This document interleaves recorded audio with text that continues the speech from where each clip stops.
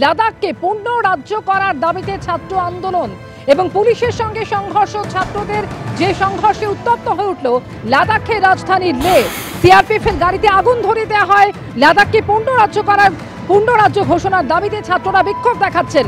কেন্দ্রীয় সরকারের বিরুদ্ধে আন্দোলন করছেন পড়ুয়ারা। পূর্ণ রাজ্য ঘোষণার দাবিতে সোনম ওয়াংচুকের কর্মসূচির সমর্থনে ছাত্ররা।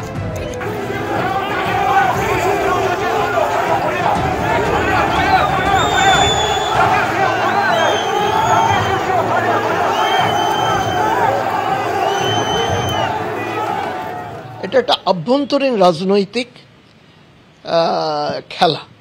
ইমিডিয়েট যে কত ঘটনাটা হয়েছে 10 সেপ্টেম্বর থেকে ওখানকার পরিবেশবিদ হিসাবে খুব জনপ্রিয় একজন ভদ্রলোক আছে ওয়াংচু, সেখানে অনশনে বসে ওখানকার যে ছাত্র সংগঠন তারা বিক্ষোভ দেখায় এবং পুলিশের গাড়ি জ্বালিয়ে দেয়, সিআরপিএফ এর গাড়ি জ্বালিয়ে দেয়। কেন্দ্রীয় সরকারের মিনিস্ট্রি অফ হোম অ্যাফেয়ার্স ওখানে ওদের সাথে আলোচনা শুরু করার জন্য অলরেডি ডেট ফিক্স করেছে। সেই আলোচনাটা যাতে বানচাল হয়ে যায়, এদের মধ্যে যারা বিরোধী, যারা চায় না আলোচনাটা হোক, এবং হিল ডেভেলপমেন্ট কাউন্সিলের যে ইলেকশনটা নেক্সট মাসে আছে সেইটা যাতে না হয়, সেইটা দিয়ে এটা ইস্যু তৈরি করেছে।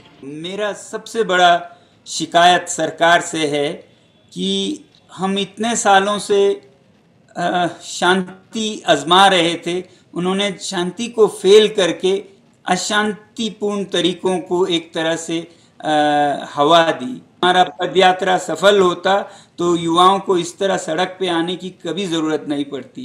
कुछ भी सफल नहीं हो रहा था, हमारा शांतिपूर्ण रास्ता एक मजाक बन रहा था, तो वो सड़कों पे आया।